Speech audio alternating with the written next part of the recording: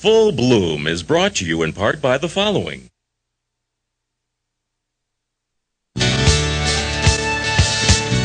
Welcome to Full Bloom, the award-winning show that celebrates life.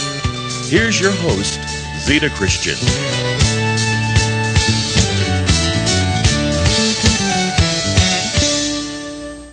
Hi everyone, welcome to Full Bloom. I'm Zita Christian.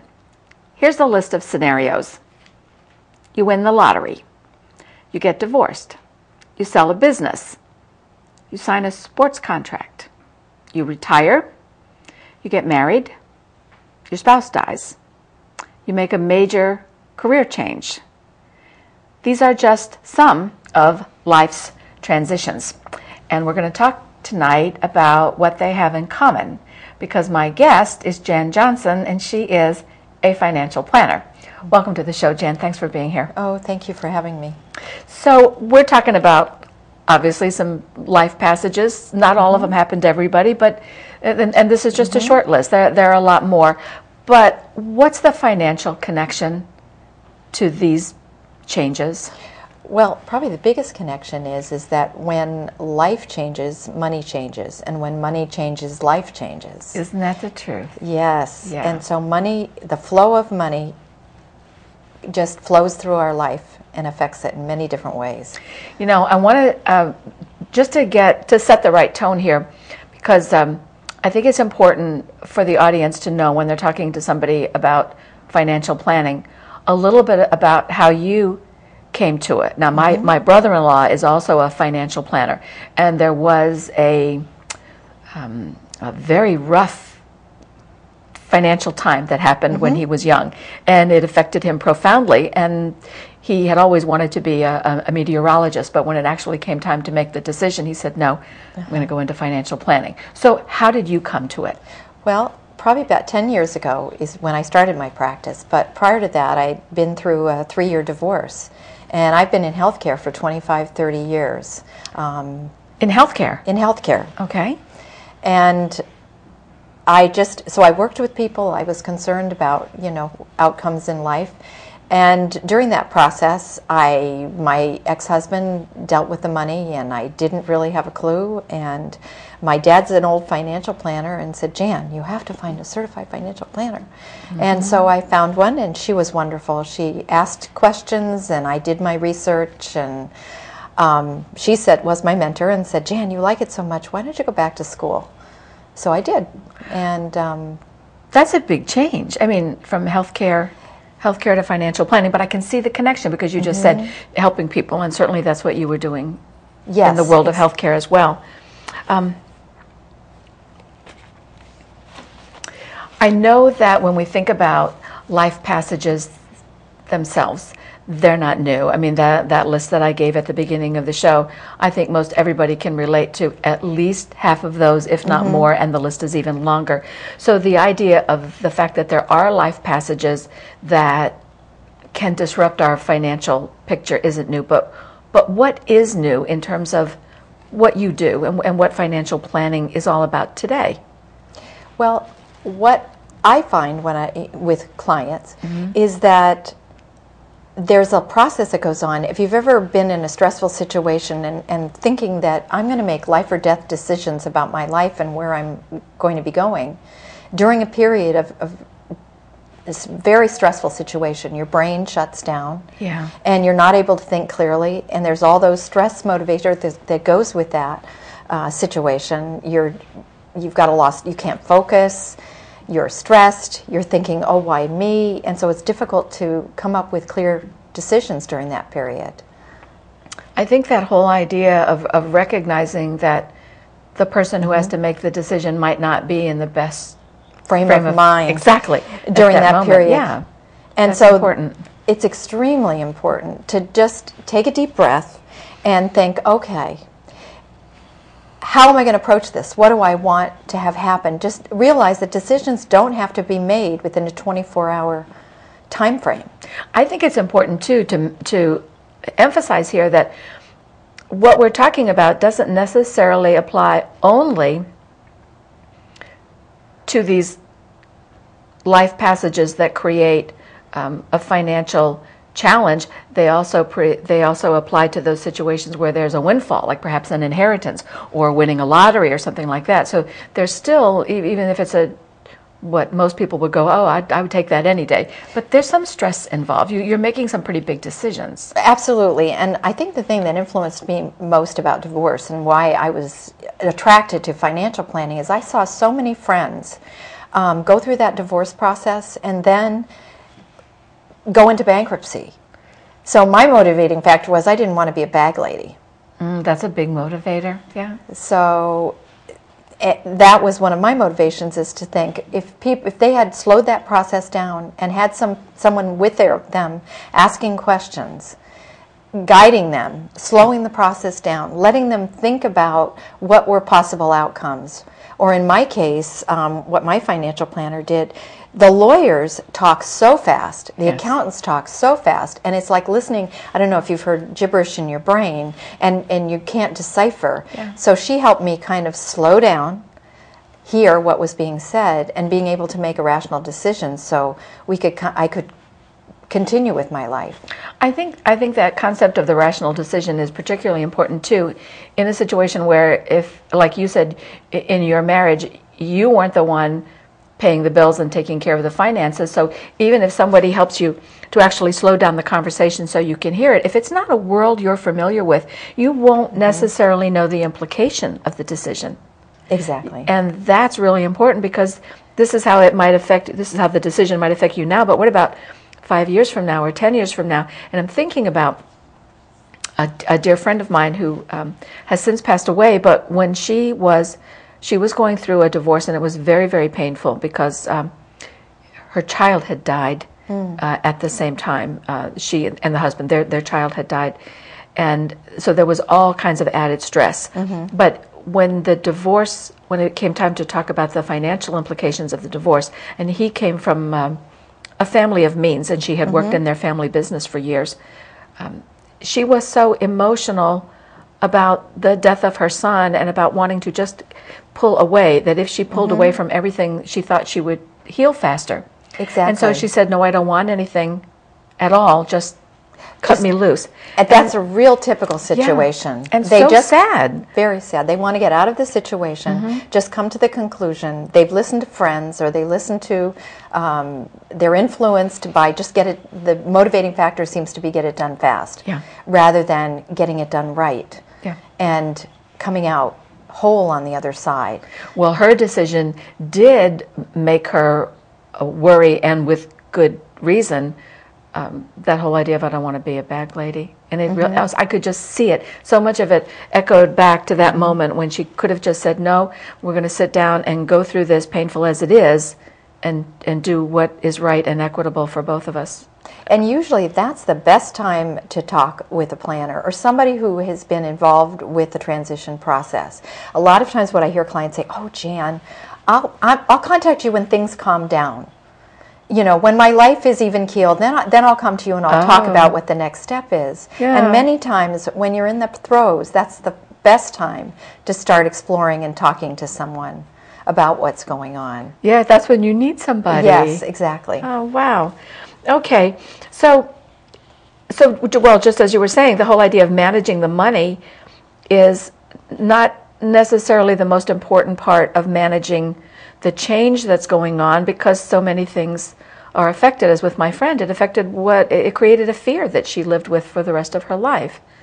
Exactly. Usually what I do, the first thing I look at when I'm working with a client is, okay, let's first think about it. If it's a husband and a wife, okay, how do you both talk about money?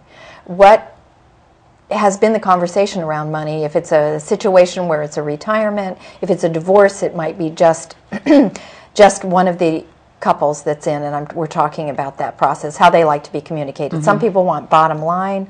Some people are visual. They don't understand numbers. I have some clients that come in, Jan, don't talk to me numbers. I can't.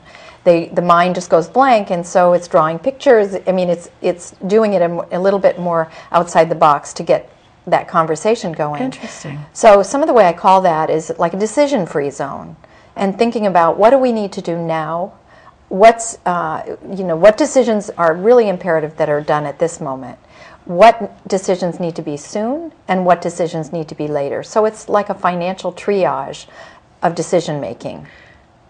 So take, for example, you were talking about the divorce scenario.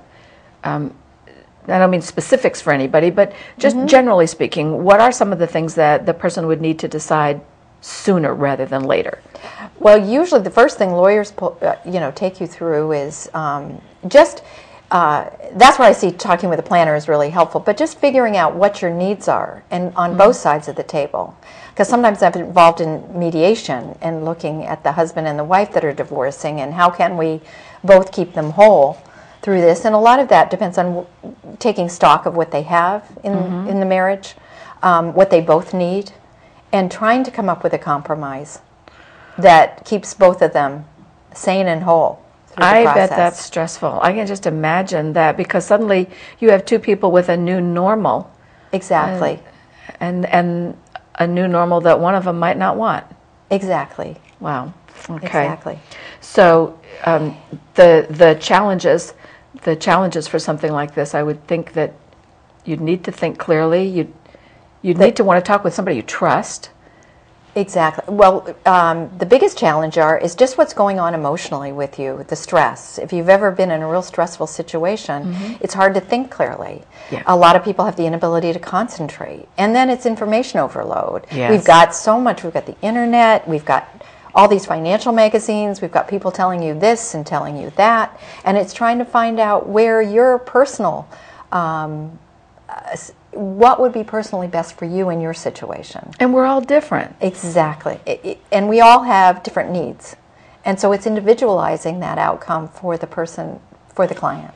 I think, too, that it maybe just seems so obvious, but some of it has to come down to what my priorities are might not be the same priorities for somebody else. And sometimes we don't even know what they are until we're forced to have to make a decision that affects that priority. Exactly. And one of the exercises that I sometimes do with people is take them through what I call the Bliss List.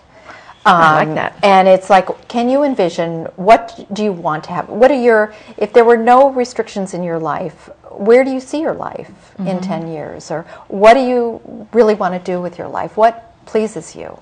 And then try to match that. Because so many times in the financial arena, we deal with hardcore numbers, that kind of tools, rather than the emotional.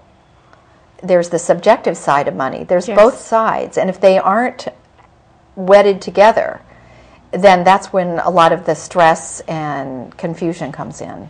And navigating all that with no GPS for this emotional financial world, that's got to be hard. I know. Wouldn't that be nice if we had a financial GPS that would take us through this in our own personal destination? Yeah, I like that idea. But if you're not attending to all these things because you don't really know, what's important, because you've never been in a situation where they've been challenged, you've never had to know. I would think that there's a lot at stake. You risk making the wrong decisions, and then some of those decisions can't be undone. You live with them. Exactly. And that's where it's really important to have the conversation, because money is many times the elephant in the room. It's the topic that nobody likes to discuss. In some ways, I tell people it's kind of like sex. People are uncomfortable talking about it when it comes to them personally. And so it's an important conversation to have when you're in a transition period, because so many times, giving you an example, I've had clients use it as an example whose husband has died. They're now in charge of the finances, and their first reaction is they want to give to the kids. They want to travel, but they want to give Jimmy something and Jane something, and they're thinking so much about the outside family they forget about themselves. So then 10, 15 years down the road, they're in the in-law apartment back living with the son or daughter, because if they'd done a little planning up front, they could have continued to be independent. I think sometimes too, and I say this because of some conversations I've had with my brother-in-law, who I mentioned as a financial planner. Sometimes when you have a couple and the spouse has died and there's an insurance policy, looking at a large sum of money, or when somebody retires and suddenly there's a retirement payout or something, the number can look so big, and it's hard to realize that that's not going to last forever. Exactly. There's a lot of implications with that. So a lot of times it's just slowing down. What I do a lot of times with clients is what I call scenario testing. Or, and sorry to use if I'm using jargon in the financial way, but I like that. That's a good one, though. Just try out different things. Okay, you'd like to do this, then this is how much money we would need. Or if you would like to do a lot of traveling, let's see how we can compromise and make sure your life's fulfilled in doing what you want to do. Whether it's traveling, taking the kids on a cruise, or Jan, going to Disney World. Well, you know, what happens when you have somebody sitting in front of you and you're going through they're making their Bliss List and they're testing the scenarios and they're saying, oh, let's see, I want to travel to the Greek islands, I want to be on a cruise ship, I want to be on an outside cabin, maybe for 3 weeks, and then when I come back, and I want a whole new wardrobe before I go.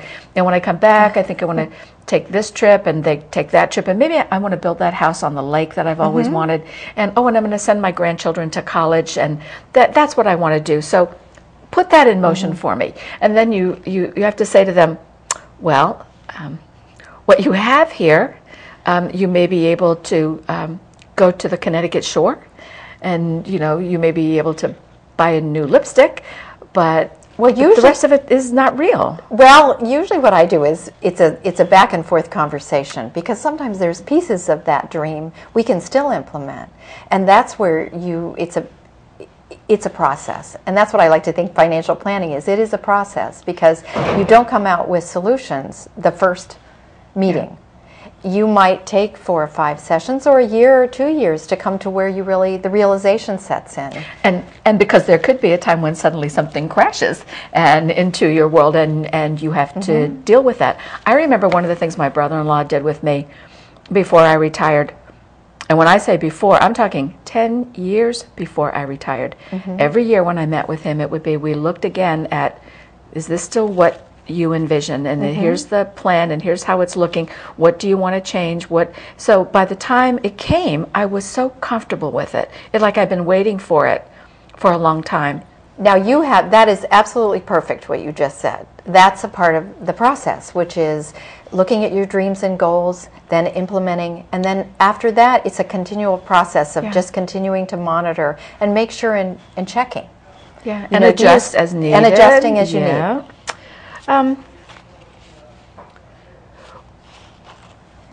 I think about the fact that when I was thinking about that list at the beginning of the show, the divorce, you win the lottery, you get the big sports contract, you move, lose your job. I think it's a good thing, number one, that we're not always in those kind of periods of transition. That would have to be very, very stressful. But what's the difference between the people who are in that kind of situation and the people who are not, from a financial viewpoint? Well, as a planner coming from dealing with people who are under stress, the biggest thing I could say is that when you're in a financial transition, usually what happens, you're in the fight or flight mode. You're stressful. It's really difficult to concentrate or focus. We all display stress in a lot of different ways, but I think what we can say accurately is that people who are under stress don't have 100% of their brain focused on making decisions, compared to somebody who's been meditated, they're centered, they're relaxed. It's when you're under stress, do you make more mistakes when you're under stress or when you're relaxed and seeing things clearly? Yeah, of course, when you're in a position of stress. So there's that whole idea of there's this diminished capacity of being able to deal with something. I think people don't always realize that. It's always, I'll deal with it when I get there. And then, and then you don't have the tools. Making decisions on the fly. Whereas if you I think that's what I like to help people with, is if you understand the process and what's going on, and all the overlays that come on with financial decision making, it just creates that sense of calm. So I'm in essence creating a situation where they're able to make decisions a little bit more clearly. And know they can live with them. Yes, or change them later to block the static. Yeah. Well, I want to talk about there were 4 areas that I wanted to talk about specifically: physical, psychological, oh, I guess just 3, and social. So the physical. Now I know we talked a little bit about those physical changes, and that gets into that, the not being able to think clearly, or maybe having anxiety or panic attacks or something like that. But just also what stress does to us physically. Yeah. If you're living under a constant, people are feeling totally stressed about money. Oh, gee, I can't do that. I can't do this, and it's always there. It creates illnesses. They can't think straight. They're just unclear about decision makings. It almost becomes a self-fulfilling prophecy if they're worried about, oh, gee, I'm going to be that bag lady. And sometimes I've had clients who have enough money in the bank to retire, but they're so worried that that's not going to be enough that they're not able to enjoy life. Yeah, the relaxing becomes hard. Exactly. Yeah, you can be very good at saving, not very good at spending. Exactly, because that is a part of the money process. I see people in that mid-transition area where you're spending so much time saving and planning for retirement. And retirement is a whole different focus. It is about creating an income stream and then enjoying life. Well, I know for to some degree for myself, there's a fear that motivates the drive to save. And it's very hard to reach that moment then and say, well, okay, you don't have to be afraid anymore. Now you can start spending it. It's not a switch that just turns off. No, not at all. That's why I like to say when you're working with a planner or somebody who understands that transition process, they help you with training wheels. Or I like that. Good idea. You're working with someone who just acts as a partner with you so that you can continue life and you're not worried about maybe some of the small details, but you're checking in, you've got a partner in making those Somebody's decisions. looking out for you. Yes. What about, so that kind of gets into the whole psychological part, but let's go into the social part, the whole idea of conflicts with friends and family, because, oh, have I seen this one happen? Yes. Yeah, so talk about some of these life transitions and social conflicts. Well, probably a big part of that, it's the person who's going through. In fact, I was on a call yesterday with a friend of mine who's a planner, and he was talking about a friend of his who was coming into a lot of money. They don't have money, and they were making all the decisions focused on that money lens, and they were alienating friends and working staff, and there was a lot of conflict going on in the work situation just because of the way they were forecasting how they would feel when they got all this money. Rather than living in the here and now. Or what I find is if I have clients, just thinking about how you want that money to be left to your kids, or so that they're not burdened with how to deal with the money, or you've imparted on them what I like to call it's an ethical will, is what is your philosophy about money and how do you want that imparted? Like writing a statement about how you feel and what's going on. Like my dad just wrote his memoir and about what happened in his life, and kind of a little bit about how money played in there. And he's a financial planner too. Yeah. And that's kind of helpful to kind of leave that legacy to your family.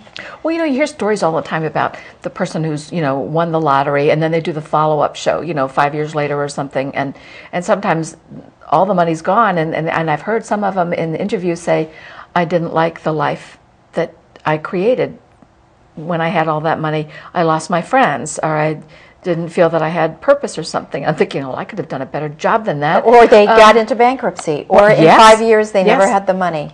So money changes. It's like if you think of situations like that where you get a lot of money in your life and you've not had it, it can create a lot of confusion in your life. Sure. And so, again, we get back to that whole statement, when money changes, life changes. Well, can a person plan for maybe not all of these transitions, like plan to win the lottery, because who knows? But there are some things that you're going to transition. If it's a matter of getting married and the plan is to have a family, and at some point you have children, and now there's an obligation to support the children, and then at some point you know that there's going to be a transition where physical quality diminishes. So talk a little bit about planning for the things are going to happen. Well, a lot of that is just sitting down and talking about, what I would always say to everybody is take a deep breath. you know, what we do is we plan for the worst and hope for the best. Yes, yes. When we get in those situations. But for instance, I had a young couple that I worked with last night, and that's another kind of financial transition. They've been through college, they have college loans, and now all of a sudden we're working for an insurance company and making a large salary. Yeah. How do I handle that money? And how do I have that money interact now that, in that case, they were going to be thinking about getting married? And how do you combine money? Yeah. Yeah, that's an important one. You know, Jan, when we talked earlier, you told me about an organization called Sudden Money Institute. Now, is that, well, tell me a little bit about the organization, and can anyone benefit from that, or is it just for women? No, it's for anybody who's had a transition with money, for instance, a settlement, medical settlement, or insurance settlement. Oh, that's what I hadn't thought about, yeah. Like, for instance, when we had that, like the World Trade Center. Yeah. When all of those husbands and wives passed, they had insurance policies. Well, a lot of individuals from the Sudden Money Institute were there to be able to talk about what their future would be in that situation. Oh, and you talk about being in such an emotional situation at the time. Exactly. But the Sudden Money Institute, is it a... It was... Do you pay a fee? Do you... No, there is... Well, for the public, it's a website. It's a great informational website. There's a lot of good information on, if you're in transition, how to start that process of dealing with it. And also, I'm part of a select group that we've been through a plan of about 100 advisors nationwide who are involved with, our passion is helping people through that transition and really perfecting skills and helping them through that process. It's good to know there's something like that out there and that it's accessible. Yes. Well, one story I found interesting, Susan Bradley, who founded the Institute, I said, well, Susan, why did you start the whole process? She said, Jan, she was in Florida, and this was the time, I don't know if you remember, about 10, 15 years ago, women had the breast implants with the silicone. Yes. And there were major lawsuits. Yes. And so she was writing the white paper for the lawyers that were handling the class action suit. And she asked one of them, well, how long will these women have this money? And they all, without equivocation, said, oh, the money's going to be gone in a year. What do you mean? They will get the award, and then the money will be gone. You mean because they will spend it, or they will give it away, or they will loan it. Oh. And so the money, they will be left without money after they get the awards. You know, I'd heard something like that before too, in situations where there's a sudden money. People don't know how to control it, and it's more comfortable just not to have it. Even though it's wonderful to have it, it's more comfortable not to have it. So it's gone. Oh, and gosh, Jan, I'm getting the clue that we only have just a minute left. Let me just ask very quickly, if someone's watching the show right now and they're in that period of stress, what's one thing they could do? Not necessarily the first, but what's one thing they could do? One thing I would do is really think about that. Just first take a deep breath. Then I would say just kind of categorize now, soon, and later. What things do you need to have done? What things don't need to be done till tomorrow, and what things need to be done later? And then talk to people. Okay, so people could contact you, and they could also go to the Sudden Money website. And Jan, I'm sorry I'm getting the signal that we're out of time. That was such valuable information. Thank you very much. Thank you. I know that we're going to have viewers who are very, very interested in that. So I do want to say thank you to Jan Johnson, our financial planner and guest tonight. Also a thanks to my FB crew and to you in the viewing audience. I say this every week and I mean it sincerely. I do know the value of time. And thank you for sharing another evening with me. See you next time. Bye-bye. Oh, you're good. Full Bloom is brought to you in part by the following: